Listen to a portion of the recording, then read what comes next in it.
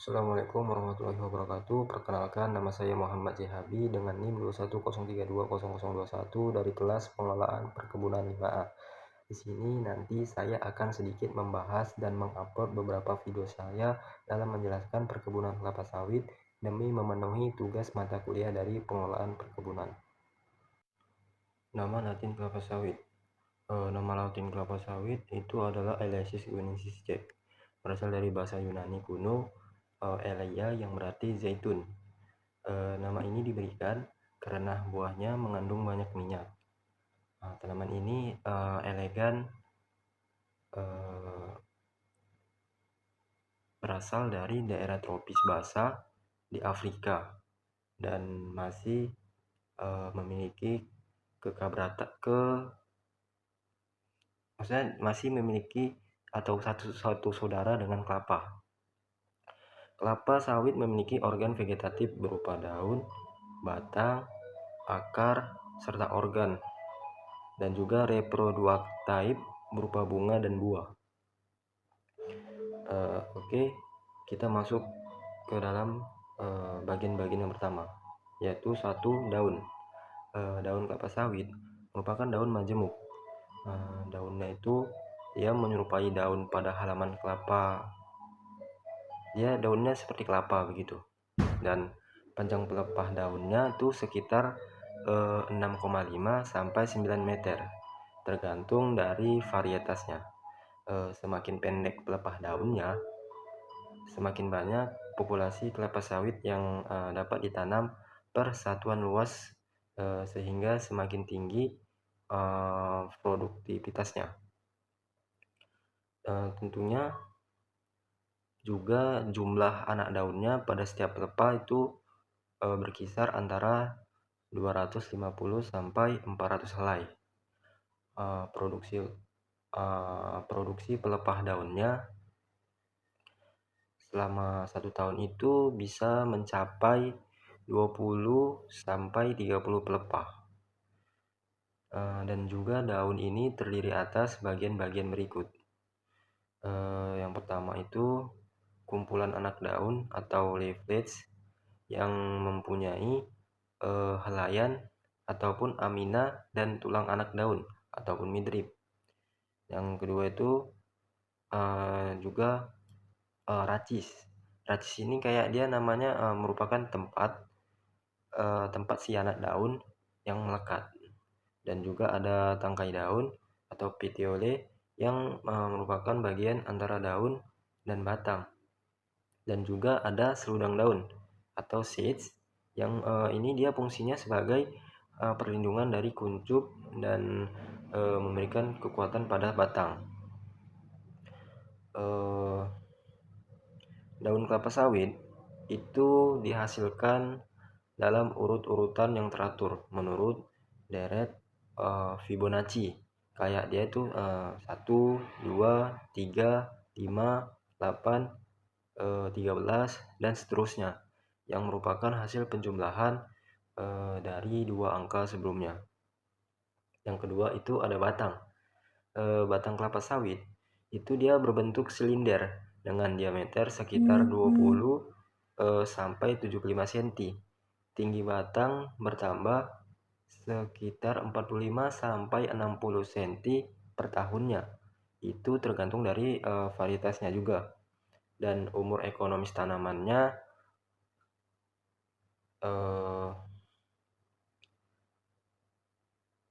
sangat dipengaruhi oleh pertambahan tinggi batangnya gitu. Tinggi batangnya per tahun. Semakin rendah pertambahan tinggi batangnya, semakin panjang juga umur ekonomis tanamannya. Batang itu dia diselimuti oleh pangkal pelepah daun tua sampai kira-kira sampai umur 11 sampai 15 tahun. Setelah itu bekas pelepah daun mulai rontok, dan biasanya mulai dari bagian tengah batang itu lalu meluas ke atas dan ke bawah.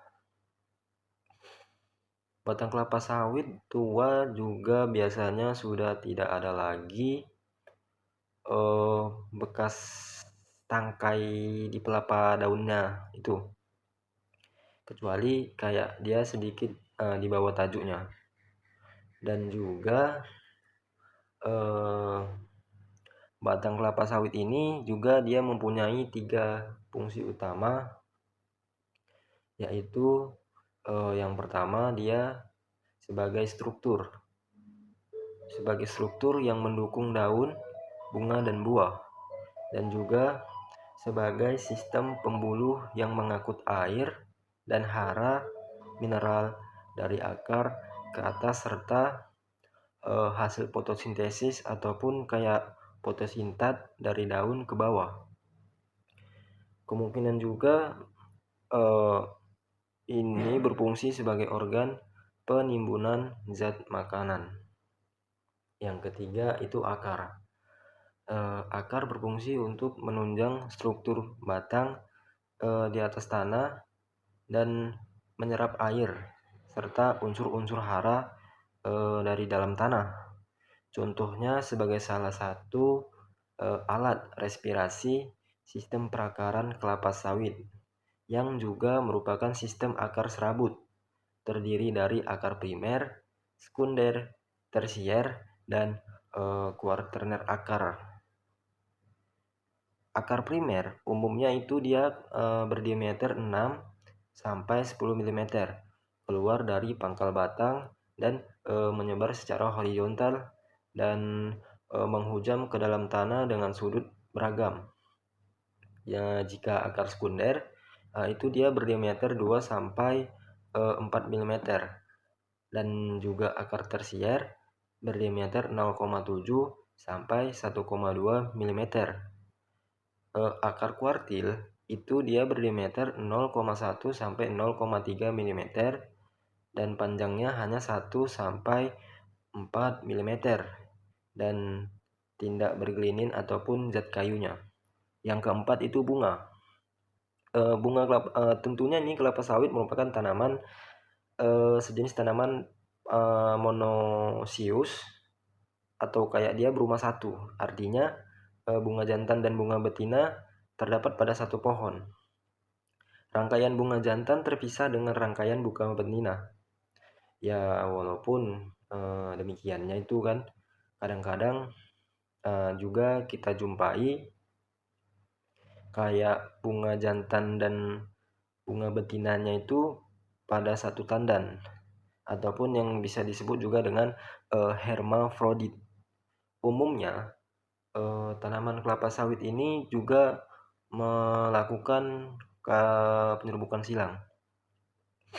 Bunga muncul dari ketiak daun, dan setiap ketiak daunnya itu hanya dapat menghasilkan satu infloresen ataupun kayak dia bunga majemuk. Beberapa bakal inflorescen itu biasanya gugur sih pada fase-fase awal dan juga perkembangannya, sehingga pada individu tanaman itu kayak terlihat beberapa ketiak daun tidak menghasilkan inflorescen. Yang kelima itu buah. Buah atau yang biasa kita sebut juga kebanyakan itu dengan brondolan, yang terkumpul di dalam sebuah tandan. Maksudnya dalam satu tandan itu memang terdapat sekitar 1.600 brondolan. Tanaman muda itu akan menghasilkan 20 sampai 22 tandan per tahun. Jumlah tandan buah pada tanaman tua sekitar 12 sampai 14 tandan per tahunnya. Dan juga ada berat setiap tandan itu berkisar 25 sampai 135 kg berdasarkan ketebalan dari si cangkang ini tadi, si cangkang dari buah ini itu dapat dibedakan menjadi 3 tipe. Yang pertama itu Psipera. Tipe ini tipe dari Pisipera ini dia cirinya itu tidak membentuk cangkang dan umumnya dia mengalami aborsi buah. Pisipera ini, Pisipera fertil ini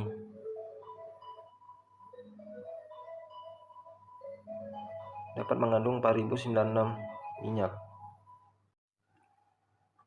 Berdasarkan ketebalan dari cangkang yang dimiliki oleh buah ini tadi, kelapa sawit itu, pokoknya cangkang kelapa sawit itu dapat dibedakan menjadi tiga tipe. Yang pertama itu ada Pisipera. Pisipera ini merupakan tipe yang tidak membentuk cangkang dan umumnya mengalami aborsi buah. Pisipera ini ataupun kayak Pisipera fertil ini dapat mengandung 4096 minyak. Yang kedua itu ada Dura. Dura merupakan tipe yang memiliki tebal cangkang 2-8 mm dengan ekstraksi minyaknya itu 16-1896. Umumnya digunakan sebagai pohon induk untuk menghasilkan varietas komersial. Yang ketiga itu Tenera. Tenera merupakan hibrida dari dua, maksudnya merupakan hasil persilangan dari Dura dan Pisipera dengan cangkang tipis 0,5 sampai 4,0 mm. Ekstraksi minyaknya itu sekitar 22 sampai 3296 atau lebih, dan tergantung varietasnya. Yang kedua, kita masuk ke dalam pembibitan. Secara visual, kecamba yang unggul itu tidak menunjukkan tanda-tanda yang khusus. Kecamba yang unggul secara genetik hanya dapat dijamin kualitasnya dengan sertifikat dari produsen benih tersebut. Di samping jenis tanah, kualitas bibit ataupun jenis dan pertumbuhannya merupakan faktor yang utama yang paling menentukan tingkat produksi. Rehabilitasi faktor, jenis dan kualitas tanaman setelah beberapa tahun tumbuh di lapangan tidak dapat dilakukan dengan demikian. Dengan demikiannya itu perlu pengelolaan pembibitan dengan memperhatikan 3 faktor utama. Yang pertama itu ada pemilihan jenis kecamba ataupun bibit unggul ataupun potensi produksi tinggi. Yang kedua itu ada pemeliharaan bibit selama di pembibitan dan masuk ke dalam seleksi bibit. Dalam seleksi bibit, yang pertama itu kita melakukan pemilihan jenis kecamba. Kualitas kecamba merupakan faktor utama yang menentukan tinggi rendahnya produksi. Pemilihan kecamba yang dia berkualitas penting dilakukan guna memastikan tingginya produksi. Dan tujuan dari dilakukannya ini adalah untuk mendapatkan kecamba yang unggul sehingga setelah ditanam dapat memberikan hasil atau produksi yang tinggi. Standar secara visual kecamba yang unggul tidak menunjukkan tanda-tanda abnormal. Secara genetik, kecamba yang unggul ini kualitasnya terjamin dengan adanya sertifikat.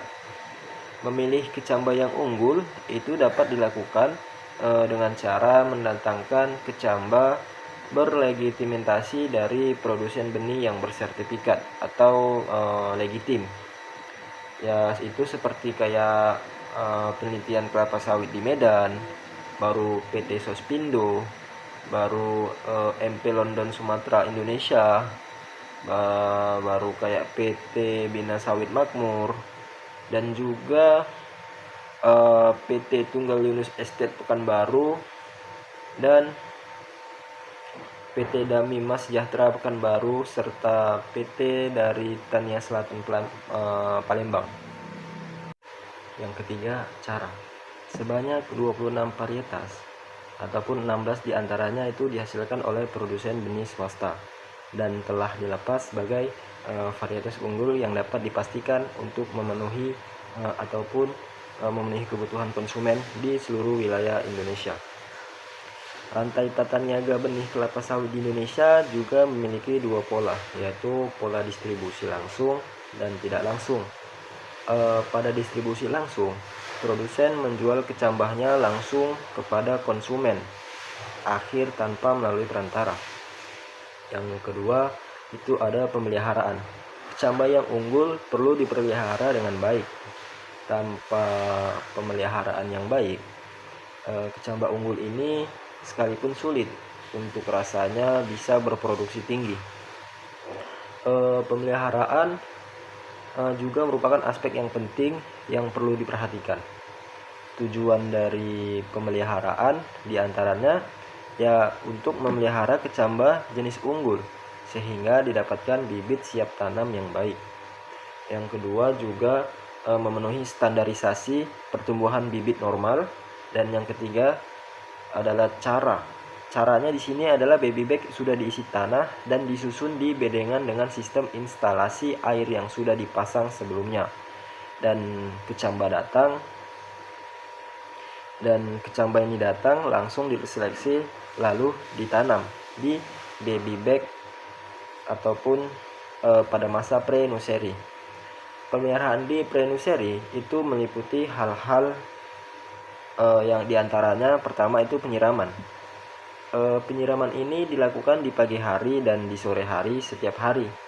Jika curah hujan pada hari sebelumnya kurang dari 8 mm, kebutuhan air 0,2 sampai 0,3 liter per baby bag per hari. Dan juga penyiraman secara mekanis dapat dilakukan dengan menggunakan sistem irigasi selang berlubang mikrokirico. Sistem tersebut menciptakan penyiraman seperti hujan gerimis buatan. Selanjutnya, penyiraman secara manual itu juga dapat dilakukan dengan menggunakan pompa robin dan selang yang ujungnya itu dilengkapi dengan kepala gembor agar tidak terjadinya erosi di permukaan tanah di dalam baby bag. Yang kedua itu ada pengendalian gulma. Ini dilakukan hanya dengan cara manual ataupun mencabuti gulma itu di dalam baby bagnya. Bersamaan dengan itu, pengendalian gulma dilakukan juga ataupun kita menambahi juga tanah ke dalam baby bag untuk bibit doyong dan tersembul akarnya. Selanjutnya, pemupukan. Aplikasi pemupukan itu dapat dilakukan dengan dua cara. Yang pertama secara konvensional dan yang kedua secara teknologi. Pupuk yang melepaskan unsur hara secara terkendali. Dan selanjutnya penyiraman yang dengan larutan pupuk harus dilakukan sore hari setelah penyiraman dengan air selesai. Itu dilakukan pada pagi ataupun siang hari. Pengendalian. Oke, selanjutnya kita masuk ke dalam pengendalian hama dan penyakit tanaman.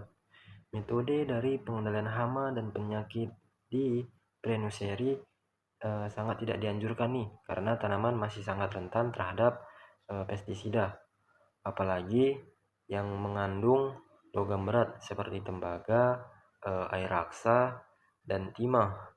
Pengendalian hama dan penyakit umumnya itu dilakukan secara manual, seperti memasang jaring ataupun paranet dan mengutip hama di lapangan. Pemeliharaan juga. Dan kita di sini masuk ke dalam pemeliharaan di my nursery, yang diantaranya adalah sebagai berikut. Yang setelah tadi itu pemeliharaan di pre-nursery, kini kita masuk ke dalam pemeliharaan di my nursery. Yang pertama itu ada penyiraman. Dilakukan setiap hari jika curah hujan pada hari sebelumnya kurang dari 10 mm. Yang kedua itu kebutuhan air 2-3 liter per large bag per hari. Penyiraman secara mekanis dapat dilakukan dengan menggunakan sistem irigasi selang berlubang mikrokrico yang menciptakan penyiraman seperti hujan gerimis buatan. Penyiraman secara manual ini dapat dilakukan dengan menggunakan pompa robin dan selang yang ujungnya itu dilengkapi dengan kepala gembor agar tidak terjadinya erosi permukaan tanah di dalam layers bag. Oke, kita masuk ke dalam pengendalian gulma. Pengendalian gulma dalam raised bed dilakukan dengan cara manual. Itu dia sebulan sekali sampai bibit cukup besar. Baru masuk ke dalam konsolidasi bibit, ataupun kayak dia itu kegiatan mendirikan dan menegakkan bibit yang doyong, dilakukan bersamaan dengan pengendalian gulma. Gulma di antara raised bed dapat dikendalikan secara kimia dengan herbisida glifosat amifosat 480 AS dengan dosis 2-2,5 liter per hektar. Blanket konsentrasi 0,596, nozzle yang digunakan adalah polyjet kuning ataupun VLV 200. Posisi nozzle harus lebih rendah dari permukaan raised bed untuk cara melakukan penyemprotannya. Yang ketiga, kita masuk ke pemupukan. Pemupukan secara konvensional itu dilakukan dengan pemberian NPK Compound 15-15-64 sebanyak 5-10 gram setiap 2 minggu, mulai traspaling sampai umur 7 bulanan, dan dilanjutkan dengan NPK Compound 12-12-17-2 sebanyak 20-30 gram setiap bulan sampai umur bibit 12 bulan.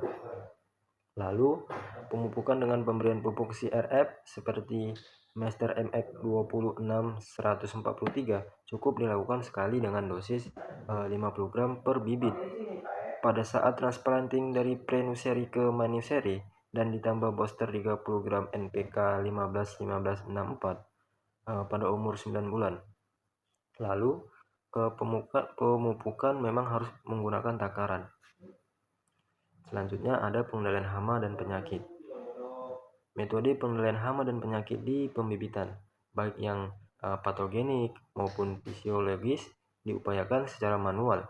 Pengendalian secara kimiawi adalah upaya terakhir yang dilakukan karena itu memiliki dampak keracunan yang dapat merusak bibit. Oke, selanjutnya kita masuk ke dalam seleksi. Seleksi pertama kali dilakukan pada saat kecamba diterima di kebun. Kecamba abnormal, patah, ataupun busuk harus dibuang. Tentunya di pre-nursery ini dilakukan 2 kali seleksi, yaitu pada saat bibit berumur 4-6 bulan, 4-6 minggu, dan sebelum transplanting ke manuseri. Semai normal berbentuk daun atau lanceolate. Setiap daun yang keluar pada akhir pertumbuhannya akan lebih besar dari daun yang terdahulu. Tentunya di manuseri ini juga dilakukan 4 kali seleksi yang dengan membuang bibit abnormal. Bibit abnormal memiliki ciri kelainan pada habitus tanaman, kelainan pada bentuk daun, dan kelainan daya tumbuh. Tentunya di manuseri ini ada beberapa tahapan sih. Tahap pertama itu dari umur bibit 4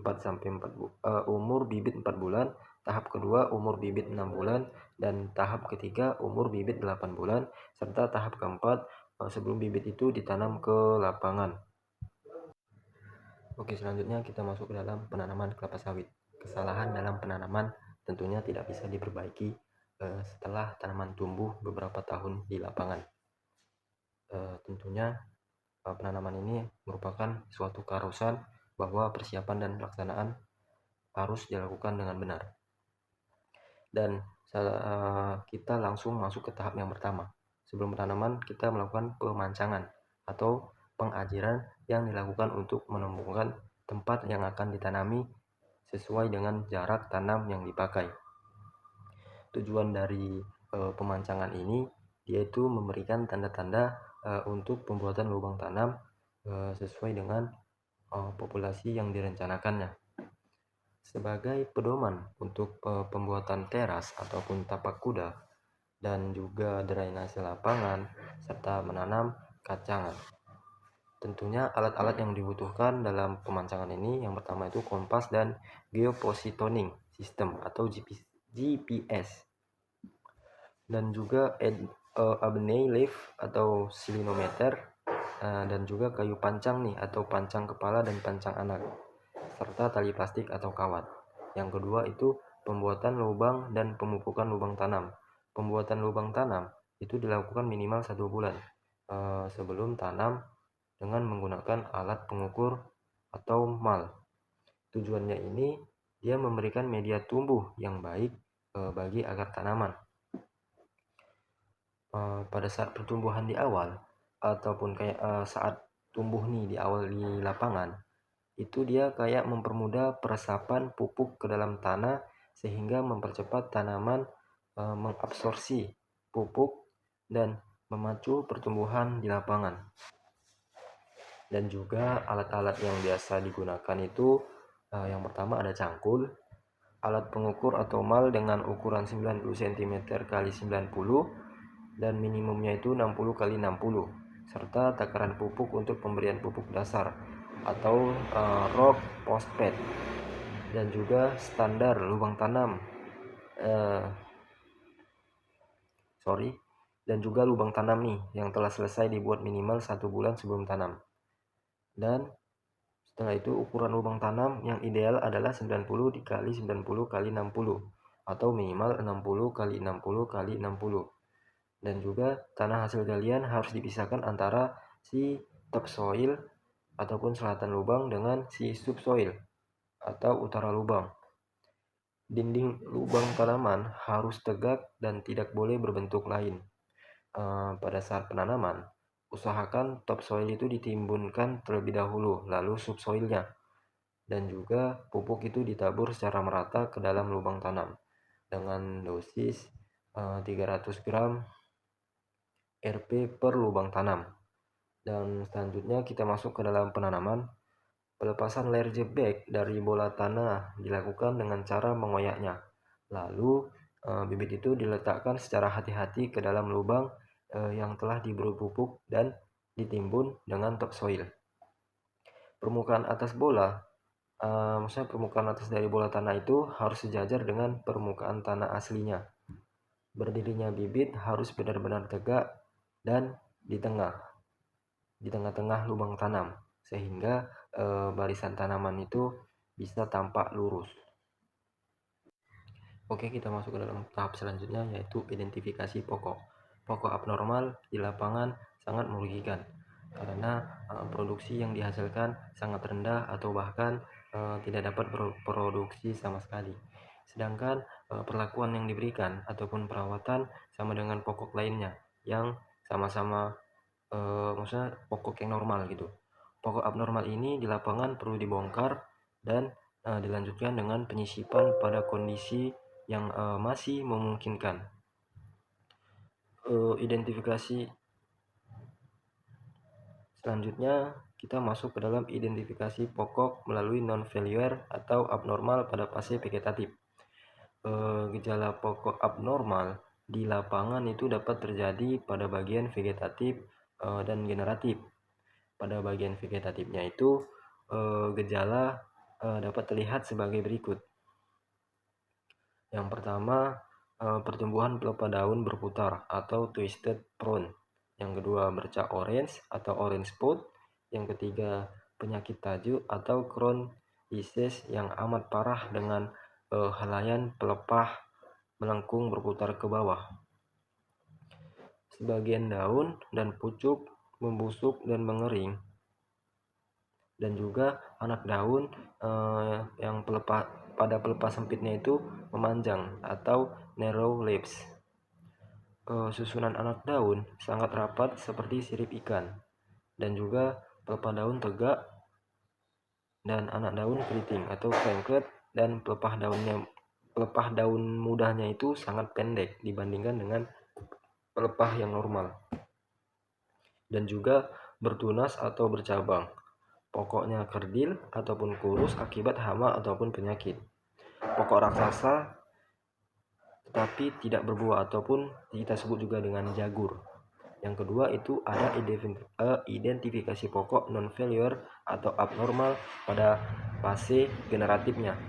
Pada bagian generatifnya ini gejalanya dapat kita lihat seperti buah pada tandan mengalami aborsi dan membusuk. Baru Dia dalam satu tandan keluar bunga jantan dan betina. Selanjutnya masuk ke pemeliharaan tanaman. Untuk dapat berproduksi tinggi, kelapa sawit membutuhkan unsur hara yang cukup, suhu dan kelembapan optimum, sinar matahari yang optimum, serta tekstur tanah yang baik. Kelapa sawit memerlukan kondisi yang optimum untuk dapat tumbuh dan berproduksi tinggi yang berkelanjutan sesuai dengan yang diharapkan. Kondisi yang diharapkan tersebut itu diantaranya sebagai berikut. Yang pertama, tidak adanya atau sedikitnya persaingan dalam pengambilan unsur hara. Yang kedua itu suhu dan kelembapan yang optimum. Ketiga itu penyinaran yang optimum dan tekstur tanah yang baik ataupun cocok.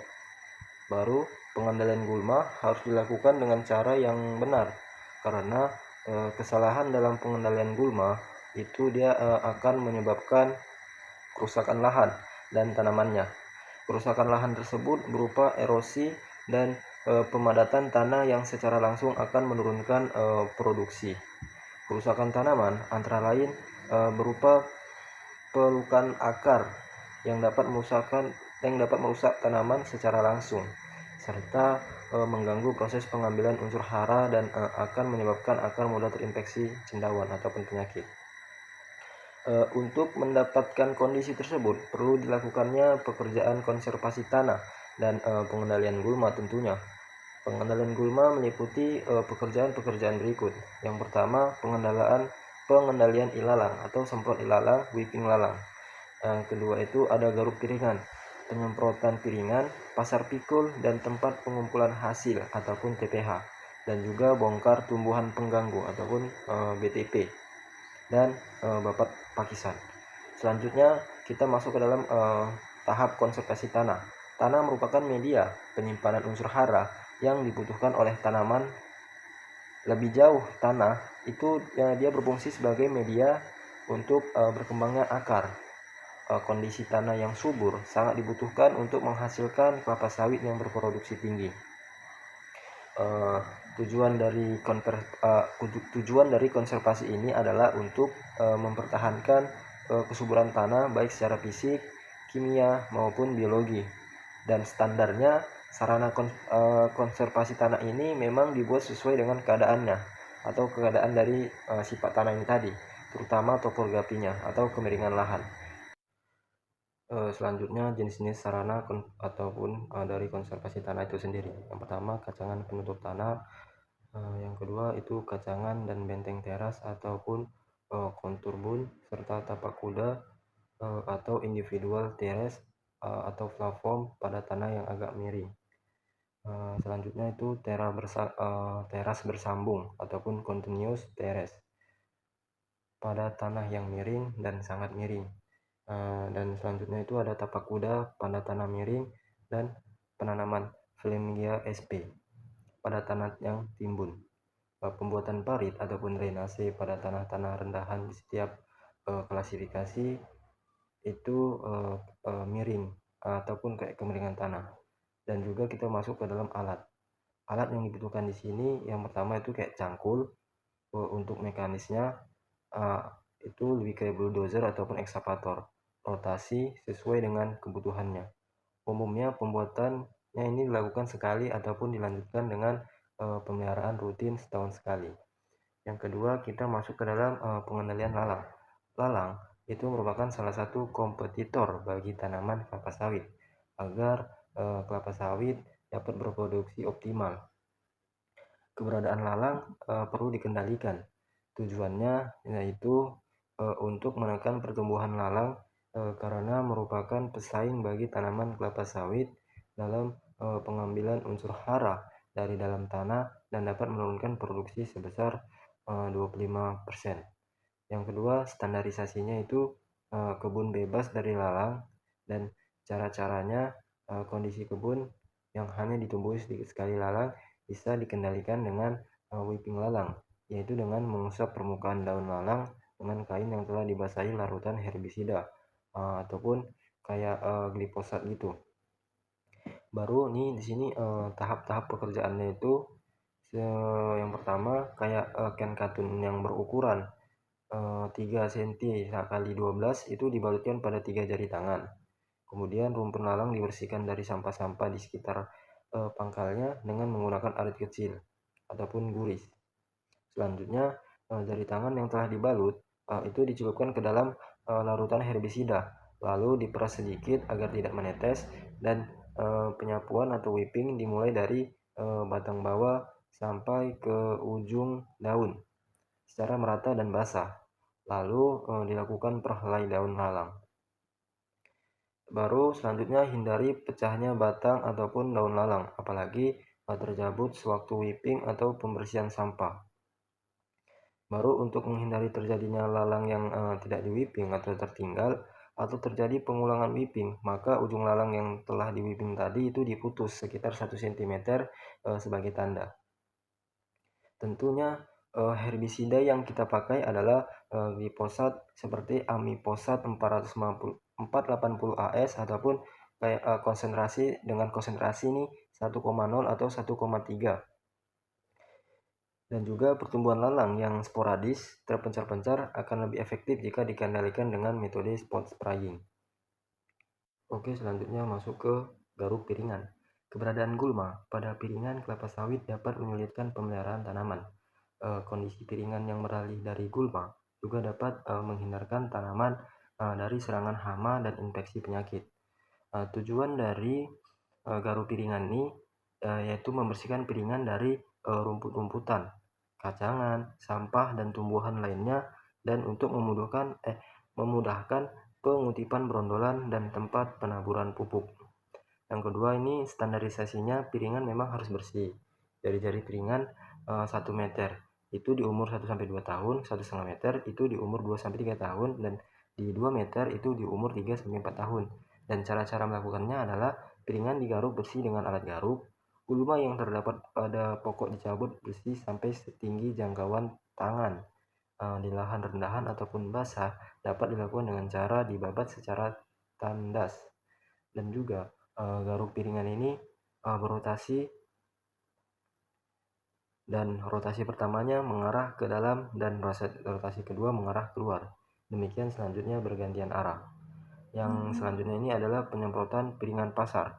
Pikul dan TPH salah satu upaya untuk mengurangi populasi gulma di perkebunan kelapa sawit, yaitu dengan penyemprotan herbisida. Tujuan dilakukannya ini untuk memudahkan pengutipan berondolan dan tempat penaburan pupuk. Di pasar pikul, untuk memudahkan pengeluaran hasil dari dalam kebun ke TPH, dan ini dia memudahkan kontrol serta pemeliharaan pada TPH untuk mengurangi losses akibat berondolan yang tertinggal di TPH. Dan standarisasinya piringan atau pasar pikul dan TPH bersih dari gulma. Dan cara melakukannya, pertama piringan itu semprot, pasar pikul dan TPH juga disemprot yang kira-kira memang didominasi gulma serta rumput ilalang, dan juga anak kayu yang dapat dilakukan itu setelah tanaman berumur 1,5 tahun dengan menggunakan campuran herbisida amifosat dosis 250-375 per hektar. Rotasi penyemprotan 3-4 kali setahun. Piringan yang disemprot berjari-jari 2 meter, lebar pasar pikulnya itu 1,2 m dan luas TPH 3 meter kali 4 meter. Sasaran penyemprotannya adalah pasar tikus, piringan, dan TPH yang dilaksanakan sekaligus. Cara penyemprotannya itu dilakukan dengan berjalan di pasar tikus dan memasuki piringan di sebelah kanan ataupun kiri, serta mengelilingi pokok sesuai tanda panah. Lalu keluar pasar tikus, dan demikian seterusnya hingga sampai ke jalan. Dan cara-cara ini dilakukan dengan membongkar tumbuhan berkayu, termasuk anakan liar kelapa sawit ataupun kentosan, sampai akar-akarnya. Yang selanjutnya itu adalah pembabatan pakisan di gawangan. Pakisan itu merupakan salah satu gulma yang sering ditemukan di areal tanaman kelapa sawit. Pakisan yang berada di gawangan perlu dibabat untuk menciptakan kondisi lingkungan yang optimal bagi pertumbuhan kelapa sawit. Salah satu tujuan untuk dilakukannya ini adalah menekan pertumbuhan pakisan itu sendiri di gawangan agar tanaman kelapa sawit mendapatkan cahaya matahari yang cukup, dan juga menciptakan lingkungan yang tidak terlalu lembab sehingga ini mengurangi serangan hama dan penyakit bagi pokok kelapa sawit. Standarisasinya, gawangan menjadi bersih dari pakisan yang tumbuh tinggi dan dibolehkan tumbuh adalah pakisan non-pakis kawat yang tingginya hanya sampai 50 cm. Dan cara-cara melakukannya adalah pakisan dibabat secara manual. Jika ada TPH, maka TPH tersebut sekalian disemprot dan melakukan pembongkaran tumbuhan. Dan selanjutnya kita masuk ke dalam pembongkaran tumbuhan pengganggu ataupun BTP. Tumbuhan berkayu yang tumbuh di sekitar tanaman kelapa sawit itu dapat menjadi pesaing dalam menyerap air, udara, dan juga sinar matahari. Tumbuhan berkayu juga merupakan gulma yang memang sulit diberantas dengan herbisida. Oleh karena itu, pembongkaran tumbuhan berkayu biasanya dilakukan secara manual. Dan selanjutnya, tujuan dari dilakukannya ini adalah mencegah tumbuhan berkayu menyangi tanaman kelapa sawit dalam hal penyerapan air, udara, dan sinar matahari. Dan standarisasinya itu areal kebun jadi bebas dari tumbuhan berkayu, baik di piringannya, pasar pikulnya, maupun di gawangannya. Dan juga cara-cara dalam melakukannya ini yaitu dengan membongkar tumbuhan berkayu tersebut, termasuk dari anakan liar kelapa sawit ataupun kentosan, sampai ke akar-akarnya. Selanjutnya ada pembabatan pakisan di gawangan. Pakisan merupakan salah satu gulma yang sering ditemukan di areal tanaman kelapa sawit. Pakisan yang berada di gawangan perlu dibabat untuk menciptakan kondisi lingkungan yang optimal bagi pertumbuhan kelapa sawit. Tujuannya yaitu untuk menekan pertumbuhan pakisan di gawangan agar tanaman kelapa sawit mendapatkan cahaya matahari yang sekiranya cukup. Baru menciptakan lingkungan yang tidak terlalu lembab sehingga mengurangi serangan hama dan penyakit bagi pokok kelapa sawit. Standarisasinya, gawangan menjadi bersih dan juga pakisan yang dan juga dibolehkannya tumbuh adalah pakisan non pakis, sama seperti tadi yang tingginya juga hanya sampai 50 cm. Dan cara-cara dalam melakukannya itu pakisan dibabat secara manual. Jika memungkinkan dapat dilakukan penyemprotan dengan menggunakan campuran herbisida amiron 20 CE per hektar ataupun dengan konsentrasi 0,025% dan paraguat 375 cc per hektar dan juga dengan konsentrasi 0,2%. Oke, selanjutnya kita masuk ke dalam pemupukan. Tanah mempunyai kemampuan yang terbatas dalam menyediakan unsur hara yang dibutuhkan kelapa sawit dalam keadaan yang seimbang. Di samping itu, aktivitas produksi kelapa sawit akan menyebabkan hilangnya unsur hara karena terbawa oleh buah yang dipanen. Untuk menjaga supaya unsur hara dalam tanah tetap seimbang dan sesuai dengan kebutuhan tanaman, perlu diadakannya pemupukan. Pemupukan sendiri itu merupakan aktivitas produksi kelapa sawit yang membutuhkan biaya tinggi dari keseluruhan biaya pemeliharaan. Apabila pemupukan dilakukan dengan cara yang tidak tepat, itu dapat mengakibatkan kerugian untuk itu. Dan juga pemupukan harus dilaksanakan secara efektif dan efisien. Selanjutnya kita masuk ke dalam unsur hara yang memang dibutuhkan dalam kelapa sawit.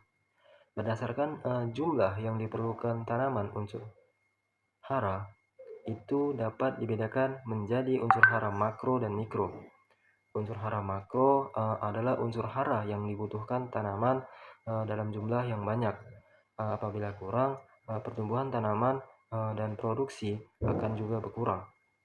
Yang termasuk unsur hara makro adalah N, P, K, Ca, dan Mg. Dan unsur hara mikro adalah unsur hara yang memang dibutuhkan tanaman dalam jumlah yang sedikit. Apabila kurang sedikit saja pertumbuhan tanaman, mungkin akan terganggu, dan apabila kelebihan sedikit saja, tanaman juga mungkin akan keracunan. Dan unsur hara mikro antara lain adalah B, CO, dan Zn. B. Gejala kekurangan unsur hara kelapa sawit yang mengalami defisiensi hara itu dapat menunjukkan gejala yang beragam. Berikut merupakan unsur hara yang memang diperlukan dan gejala yang ditimbulkan akibat dari kekurangan hara. Yang pertama itu ada nitrogen. Daun menjadi kuning pucat dimulai dari daun termuda, daun pendek dan keras. Yang kedua itu fosfor. Daun memendek dan anak daun keungu-unguan. Daun rumputan di sekitar tanaman berwarna ungu memanjang. Dan batang serta tandan juga mengecil. Yang ketiga itu kalium. Pada daun terdapat bercak berwarna kuning ataupun itu tembus cahaya. Yang keempat ada magnesium.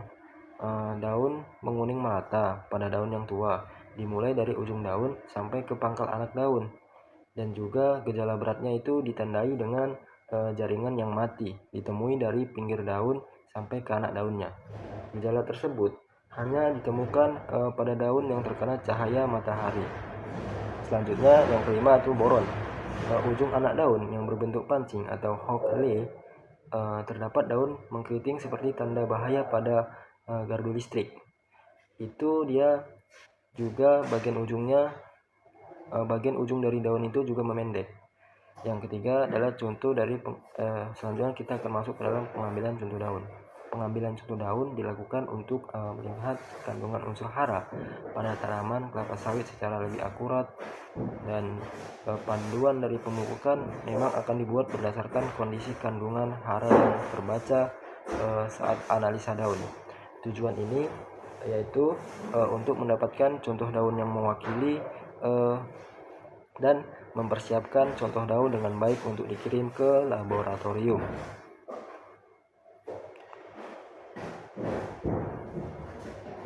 Dengan contoh daun yang mewakili dan persiapan yang baik, analisa daun di laboratorium mungkin akan memberikan rekomendasi pemupukan yang tepat, mengecek defisiensi unsur hara N, P, K, Mg, dan B.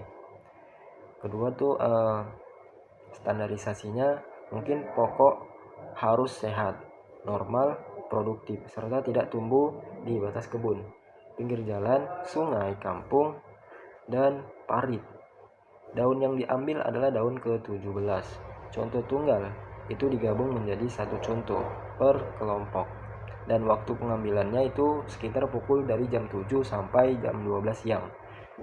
Dan kita masuk ke dalam cara pengambilannya, cara pengambilan contoh daun tersebut.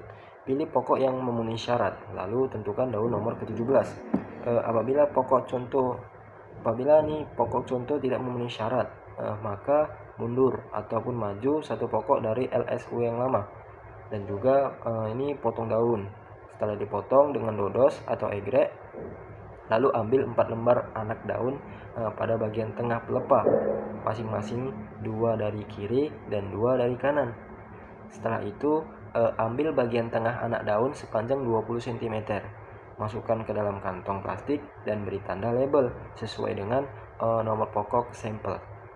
Isi belangko pengamatan visual sesuai dengan keadaan tanaman pada saat pengambilan contoh daun. Cucilah sampai daun cucilah sampel daunnya, baru dengan menggunakan kapas dan kain katun yang bersih yang telah dicelupkan ke air bersih. Lalu buang lidi daun dan gabungkan sampel tunggal menjadi satu sampel kelompok. Habis itu beri label, lalu kirimkan segera ke bagian pengeringan. Keringkan sampel dalam oven dengan suhu 80 derajat Celcius selama 24 jam. Keluarkan sampel dari oven setelah kadar air yang diinginkan ini sudah tercapai dan daun telah rapuh. Waktu pengiringan, tebar satu sampel ataupun satu rak. Beri label sehingga sampel tidak tercampur. Sampel yang sudah kering dimasukkan ke dalam kantong plastik lalu diberi label. Kirimkan sampel ke laboratorium secepat mungkin. Sebelum dikirim, simpanlah sampel di tempat yang kering. Lalu kita masuk ke tahap pemupukannya. Tidak semua unsur hara tersedia di dalam tanah dalam jumlah yang cukup untuk memenuhi kebutuhan tanaman, sehingga memang perlu dilakukannya pemupukan. Dan juga pemupukan ini bertujuan untuk menambah kandungan hara yang dibutuhkan tanaman agar tanaman tumbuh optimal. Berikut merupakan penjelasan tentang pemupukan pada kelapa sawit. 1. Itu ada pupuk urea atau N. Tujuannya yaitu untuk menambah unsur hara nitrogen atau N ke dalam tanah agar sesuai dengan kebutuhan si tanaman, dan juga meningkatkan produksi baik kuantitas maupun kualitas. Dan juga dosis nih. Dosis dari TBM 1 mungkin 0,5 sampai 0,7 kg per pokok per 2 kali rotasi, dan TBM 2 0,7 sampai 0,85 kg per pokok per 2 kali rotasi. TBM 3 0,9 sampai 1,25 kg per pokok per 2 kali rotasi. TM muda umur 3 sampai 5 tahun 0,9 sampai 1,75 kg per pokok per 2 kali rotasi. TM remaja umur 6 sampai 15 tahun 1 sampai 3 KU per pokok per 2 kali rotasi. TM tua umur di atas 15 tahun 1,5 sampai 2,5 kg per pokok per 2 kali rotasi. Cara-cara dalam pemupukan ini, pemupukan urea ini, karena memang sifat urea yang mudah menguap dan tercuci, maka pemupukannya memang hendaknya dilakukan pada saat piringan bersih. Itu ditabur merata dalam piringan dengan jarak 0,5 meter dari pangkal pokok sampai pinggir piringan. Kalau ada memang pupuk yang memang menggumpal, itu sebelumnya harus dipecah atau dicerca terlebih dahulu. Dan juga jangan memupuk dengan urea pada tanaman yang terkena penyakit crown disease. Untuk pokok yang di pinggir jalan sungai, parit, dan tapak kuda, itu sistemnya pupuknya ditaburkan di bagian dalam atau di atas piringan tersebut. Itu kayak mencakup setengah lingkaran aja. Yang kedua itu ada fosfor ataupun P. Tujuannya yaitu untuk menambah unsur hara fosfor ataupun P ke dalam tanah agar sesuai dengan kebutuhan tanaman, meningkatkan produksi baik kualitas maupun kuantitasnya. Dosisnya ataupun rock phosphate. Maksudnya ini dosisnya dengan menggunakan rock phosphate, yaitu lubang tanam 0,25 sampai 0,50 kg per pokok per 1 kali rotasi. TBM 1 0,75 sampai 1,25 Ka per pokok per 2 kali rotasi. TBM 2 0,5 sampai 1 kg per pokok per 2 kali rotasi. TBM 3 0,75 sampai 1 Ka per pokok per 1 kali rotasi. TM muda umur 3 sampai 5 tahun 0,75 sampai 1,5 kg per pokok per 1 kali rotasi. TM remaja umur 6 sampai 15 tahun 1,25 sampai 3,5 KU per pokok per 1 kali rotasi. TM tua umur di atas 15 tahun 1,5 sampai 3 kg per pokok per 1 kali rotasi. Dan juga mengenai cara dari pemupukan fosfor ini, yaitu pada tahap TBM dan TM sampai dengan umur 5 tahun, semua pupuk itu disebar di dalam piringan secara melingkar dan merata. Tidak dibenarkan itu kayak menabur pupuk terputus-putus ataupun kayak setengah ataupun sepertiga lebar piringannya. Dan juga jarak dari penaburannya itu jarak penaburan dari pokok tergantung dari umur tanaman dengan ketentuan sebagai berikut. Untuk TB umur kurang dari 1 tahun berjarak 0,3 sampai 0,6 mm. Baru untuk TB umur 1 sampai 3 tahun itu berjarak antara 0,6 sampai 1,5 mm. Baru dan TM umur 4 sampai 5 tahun itu berjarak antara 1 sampai 2 mm. Dan TM umur di atas 6 tahun berjarak antara 2 sampai 3,5 mm. Kalau ada pupuk yang menggumpal, sebaiknya memang dipecahkan terlebih dahulu. Untuk tanaman yang di pinggir jalan, parit, sungai, dan tapak kuda, penaburan pupuk hanya setengah lingkaran aja, di bagian dalam ataupun atas. Dan selanjutnya itu ada kalium atau K.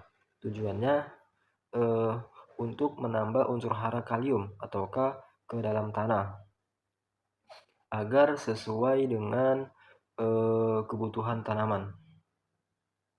Meningkatkan produksi baik kuantitas maupun kualitasnya, dan juga adapun dosis daripada pupuk ini. Yang pertama untuk TBM1 itu 0,75 sampai 1,25 kg per pokok per 2 kali rotasi. TBM2 1 sampai 1,75 Ka per pokok per 2 kali rotasi. Dan TBM3 1,20 sampai 2,25 Kag atau pokok per 2 kali rotasi. TM muda ataupun umur 3 sampai 5 tahun itu 1,20 sampai 2,50 kg per pokok per 2 kali rotasi. TM remaja umur 6 sampai 15 tahun itu 1,5 sampai 3,5 kg per pokok per 1 sampai 2 kali rotasi. TM tuanya itu umur di atas 15 tahun, 1,5 sampai 2,25 kg per pokok per 1 kali rotasi. Dan cara-cara dalam melakukan pupuk ini itu sama dengan cara pemupukan fosfor gitu. Dan selanjutnya ada magnesium atau Mg. Tujuannya itu untuk menambah unsur hara magnesium ataupun Mg ke dalam tanah agar sesuai dengan kebutuhan si tanaman. Dan juga demi juga meningkatkan produksi baik dari kualitas maupun kuantitas dosis atau kiserit. TBM1 0,5 sampai 0,6 maksudnya ini untuk dosisnya ya. TBM1 0,5 sampai 0,6 kg per pokok per 2 kali rotasi. Untuk TBM2 itu dia 0,7 sampai 1 kg per pokok per 2 kali rotasi. Dan untuk TBM3 0,9 sampai 1,25 Ka per pokok per 2 kali rotasi. TM muda umur 3 sampai 5 tahun itu dia dosisnya 0,9 sampai 1 KO per pokok per 1 kali rotasi. TM remaja untuk umur 6 sampai 15 tahun itu 1 sampai 2 kg per pokok per 1 kali rotasi. Untuk TM tuanya umur yang di atas 15 tahun itu setengah sampai 3 kg per pokok per 1 kali rotasi. Dan tata cara dalam pemupukannya sama dengan cara pemupukan fosfor juga. Dan yang kelima itu ada boron ataupun B. Tujuannya untuk menambah unsur hara boron ke dalam tanah.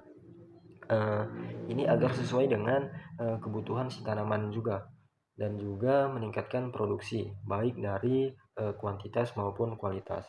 Dosisnya untuk itu diberikan tergantung pada kondisi lapangan. Untuk TBM1 mungkin 20 sampai 30 gram per pokok per 1 kali rotasi jika ada gejala defisiensi. Dan TBM kedua itu 30 gram per pokok per 1 kali rotasi.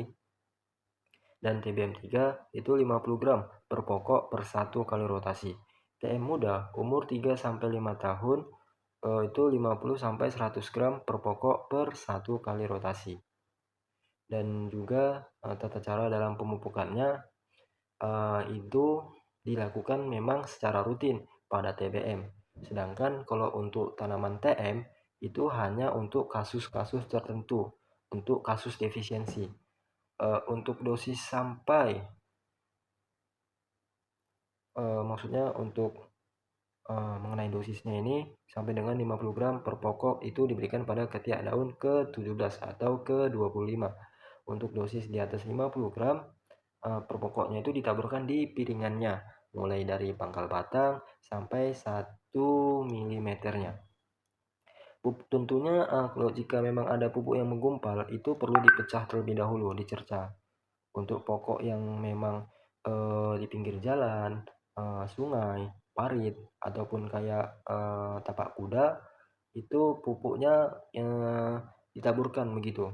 Ditaburkan setengah lingkaran aja pada bagian dalam ataupun atas. Oke, masuk ke tahap hama dan penyakit. Hama adalah setiap jenis serangga dan hewan lainnya yang merusak tanaman. Penyakit adalah setiap mikroorganisme ataupun cendawan, bakteri, virus yang merusak tanaman. Serangan hama dan penyakit tersebut selain dapat menyebabkan produksi yang menurun, juga dapat menyebabkan kematian tanaman. Untuk menghindari risiko yang berat, perlu dilakukannya pengendalian hama ataupun penyakit secara efektif dan efisien. Tujuannya itu untuk mengetahui secara dini adanya hama ataupun penyakit pada tanaman kelapa sawit, mengetahui perkembangan populasi hama ataupun penyakit dan tingkat serangannya, mengetahui jenis hama ataupun penyakit yang menyerang tanaman, sebagai dasar penentuan strategi pengendaliannya.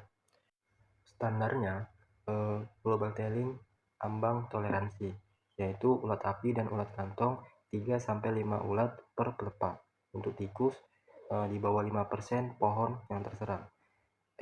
Kalau efektif telling ambang itu menandakan ambang bahaya, dan ulat api dan ulat kantongnya itu di atas 5 per pelepah, dan tikus di atas 5% per pohon terserang. Cara mengamatinya, global telling dilakukan pada titik sensus dan 6 pokok sensus secara bergantian tiap bulan. Hal yang diamati adalah ada atau tidak adanya tanda serangan hama ataupun penyakit pada pokok yang diamati. Baru perhitungan jumlah ulat yang dilakukan daun ke-17 atau ke-25 dari pokok yang diamati. Hasil sensus dicatat dalam belangko pengamatan hama atau penyakit. Efektif telling dilakukan itu apabila dari global telling populasi sudah berada pada ambang bahaya. Pengamatan dilakukan pada satu pokok titik sensus dan 18 pokok sensus, sehingga semuanya ada 19 pokok yang diamati. Cara pengamatannya sama dengan pada global telling. Ulat api atau ulat kantong. Tujuannya yaitu untuk mengendalikan populasi dari ulat api dan ulat kantongnya agar tetap berada di bawah ambang ekonomi tanpa merusak lingkungan. Standarisasinya ataupun standarnya, populasi ulat api dan ulat kantong di bawah ambang ekonomi. Baru habis itu ada juga jenis-jenis dari ulat api. Yang pertama itu ada Tosea asigna, Setora nitens, Darna trima, Ploneta deducta, dan jenis-jenis dari ulat kantong sendiri yaitu Mahasena corbeti, Metis saplang, Cremastopsice pendula. Dan pengendaliannya kita contohkan secara manual nih, yaitu dengan pengutipan ulat atau larva yang hanya dapat dilakukan pada tanaman yang berumur 1-5 tahun. Baru luas serangannya kecil ataupun di bawah 25 hektar dan populasi ulat kira-kira 4 ekor per pelepah. Pengutipan kepompong dilakukan dengan mengutip kepompong yang ditemui di piringan, gawangan, dan ketiak bekas pemotongan buah. Kalau secara biologisnya secara biologi, yaitu memperbanyak semut angkrang atau karanggo yang merupakan predator, baru mengurangi kemungkinan terjadinya kematian predator dengan penggunaan bahan kimia secara bijaksana. Lalu menanam atau memelihara tanaman penutup tanah untuk memperbaiki lingkungan hidup predator. Baru bila harus diadakan penyemprotan, gunakan virus predator ulat. Mungkin itu saja. Dan kalau untuk secara kimianya, itu dilakukan penyemprotan sebaiknya tidak dilakukan apabila tidak sangat mendesak, karena dapat merusak lingkungan hidup si predator. Dan juga sebagai alternatif dapat digunakannya juga pestisida dengan metode impus akar. Dilakukan pada daerah yang serangannya tidak menyebar atau sporadis, dan carilah akar yang aktif dengan cara mencangkul 30 cm dari batang. Akar yang aktif ditandai dengan warna agak hitam dan warna di dalamnya putih. Akar aktif yang dipilih adalah akar yang sehat ataupun tidak terluka. Akar dibersihkan dari tanah. Akar diiris dengan memakai pisau tajam atau cutter. Baru isilah plastik es yang mudah disediakan dengan insektisida bahan aktif delta metrin atau decis 2,5 kan konsentrasi 0,05% sebanyak 150 cc. Masukkan akar yang sudah dipotong sampai dengan ke dasar plastik. Ikatlah bagian atas plastiknya dengan karet gelang. Baru alternatif penggunaan pestisida yang dapat juga dilakukan dengan metode injeksi batang, yaitu dilakukan pada daerah yang serangannya tidak menyebar atau kayak sporadis gitu kan. Baru persiapan alat bor dan insektisida dengan jenis dan dosis sesuai anjuran. Baru bor batang dengan kemiringan 45 derajat. Masukkan insektisida ke dalam lubang yang sudah dibuat, lalu tutup dengan lilin atau tanah liat. Kita masuk ke hama tikus, yaitu tikus ini kan seperti yang kita tahu memang tujuannya untuk diberantasnya hama tikus yaitu untuk menurunkan populasi tikus agar tetap berada di bawah ambang ekonomis tanpa merusak lingkungannya. Standarisasinya memang populasi tikus berdasarkan observasi gitu. Baru bila lebih dari 5% pohon diserang, perlu dilakukan pengendalian dengan racun tikus ataupun umpan. Jenis-jenis tikus ini banyak sekali, cuman kayak ini ada 3, Ratus tlomanicus, Ratus argentiventer, dan Ratus giardil. Dan cara pengendaliannya cukup dilakukan apabila lebih dari 5% pokok yang diserang, dilakukan dengan cara pengumpanan ataupun racun. Umpan ataupun racun itu diletakkan di piringan ataupun di ketiak pelepah atau pada tandan. Setelah 3 hari sejak pengumpanan itu dilakukannya pengamatan jumlah umpan yang dimakan. Apabila umpan racun yang dimakan lebih dari 20%, maka umpan perlu ditambah. Apabila umpan racun yang dimakan kurang dari 20%, maka umpan tidak perlu ditambah. Setelah 1 bulan sejak pemberian umpan, perlu dilakukannya observasi lagi. Apabila memang ditemukan serangan berat, perlu sih dilakukan pemberian umpan lagi. Setelah mengenal hama, tentunya kita harus mengetahui juga jenis penyakit yang ada di kelapa sawit. Di antaranya penyakit busuk tandan buah. Tujuan mempelajari penyakit ini agar kita tahu tata cara menurunkan populasi cendawan marasmius palmiporus dan agar tetap berada di bawah ambang ekonomi tanpa merusak lingkungan. Standarisasinya populasi pokok yang diserang busuk tandan buah di bawah ambang ekonomi. Baru resikonya itu dapat menyebabkan busuk buah. Buah busuk tidak dapat diangkut ke pabrik karena merusak mutu minyaknya. Dan tata cara pengendaliannya yaitu melakukan penunasan sesuai dengan petunjuk dan juga membuang dan membakar buah serta bunga yang busuk. Kedua itu ada penyakit crown disease atau penyakit tajuk. Tujuannya yaitu untuk menurunkan populasi dari penyakit ini agar tetap berada di bawah ambang ekonomis tanpa merusak lingkungan. Standarisasinya populasi pokok yang diserang crown disease di bawah ambang ekonomi. Baru risiko yang kita dapatkan apabila tidak melakukan pencegahan yaitu tanaman terlambat berproduksi dan buah tidak normal. Baru batang yang terinfeksi dengan penyakit ini akan mendapat serangan penyakit busuk pucuk atau spear rot. Dan tata cara pengendaliannya yaitu lakukan seleksi dengan sebaik-baiknya di pembibitan agar bibit yang terserang penyakit ini tidak tertanam di lapangan.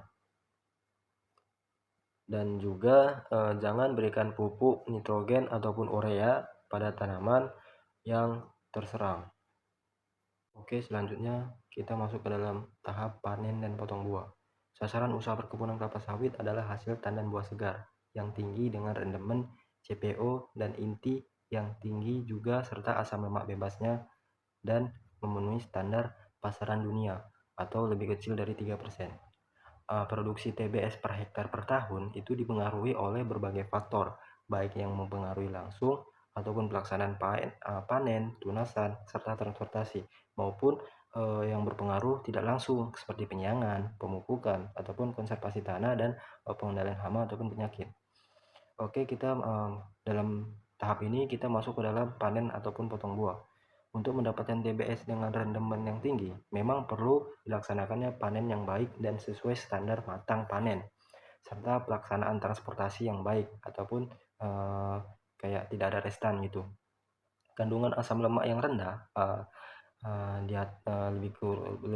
maksudnya kurang dari 3% akan didapatkan dengan melakukan panen sesuai dengan standar matang panen dan pengangkutan yang lancar segera setelah buah dipanen. Jalan adalah prasarana yang mutlak dan membutuhkan biaya juga yang cukup tinggi. Kerusakan jalan juga akan memperlambat pengangkutan TBS ke pabrik dan pupuk dari gudang ke lapangan. Tujuan dari dilakukannya panen yaitu melakukan pemotongan dan pengutipan TBS pada tingkat kematangan yang sesuai sehingga mendapatkan kandungan minyak yang diharapkan tanpa membuat kerusakan pada tanaman. Standarisasinya, kriteria matang panen adalah satu brondolan yang jatuh secara alami per kilogram TBS ataupun mengacu pada berat TBS sensus di awal semester. Semua buah yang sudah matang panen harus memang dipanen.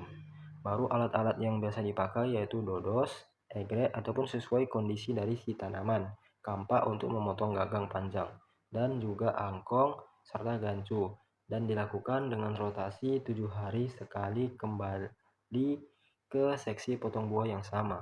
Kedua itu ada tunas pokok. Tujuannya dilakukan tunas pokok yaitu untuk menghindari kehilangan brondolan yang bersangkut di pelepah, mengurangi kelembapan juga untuk mencegah berkembangnya penyakit. Standarisasinya itu dia Songgo 2 atau lebih dari 48 pelepah per pokoknya. Dan tata cara melakukannya adalah pelepah yang lebih dari standar itu ditunas mepet berbentuk tapak kuda arah keluar, dan pelepah bekas tunasan disusun rapi di gawangan mati. Satu lagi, jangan membuang ataupun kayak memotong pelepah melebihi standar yang ditetapkan ataupun Songgo 2. Apabila kita tetap melakukan penunasan ataupun kayak membuang pelepah lebih dari standar ataupun Songgo 2-nya, baik saat panen maupun kayak penunasannya secara khusus, berarti kita lebih berbahaya dari ulat api dan ulat kantong. Apabila pelepah ini dibuang lebih dari standar ataupun Songgo 2, ya, itu juga dapat mengakibatkan hal-hal sebagai berikut. Pertama, pengambilan unsur hara dan proses pengolahan menjadi makanan oleh daun akan tidak sempurna. Baru pembentukan TBS juga tidak sempurna, kematangan TBS juga tidak merata begitu. Baru TBS yang terbentuk menjadi busuk baru, dan juga tanaman hanya mengeluarkan bunga-bunga jantan. Pertumbuhan batang cepat, semakin ke atas semakin kecil. Dan juga ada nih alat-alat yang digunakan dalam penunasan. Yang pertama itu dodos untuk tanaman umur di bawah 8 tahun, egrek untuk tanaman umur 8 tahun atau lebih, dan juga kampak untuk memotong gagang panjang. Dan setiap 9 bulan atau 1,33 rotasi per tahun. Baru ketiga itu ada transportasi. Hasil panen perlu segera dikirim ke pabrik secepat mungkin untuk menjaga agar kualitasnya tidak menurun. Mempersiapkan alat transportasi yang dapat berfungsi dengan baik itu merupakan hal yang penting untuk dilakukan.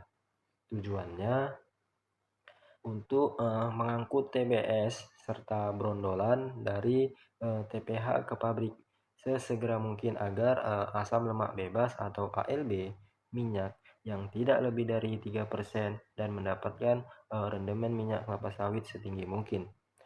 Dan standarisasinya yaitu TBS yang diangkut itu memenuhi standar matang panen, dan juga brondolan harus diangkut semuanya. Dan tata cara perlakuannya yaitu TBS ini diangkut adalah TBS yang memang itu dia berada di TPH dan sudah diterima oleh kerani buah. Baru parkirlah truk atau traktor di pinggir jalan dekat TPH, jangan sampai masuk ke dalam parit. Dan juga apabila seluruh buah yang sudah diantrikan di TPH harus terangkut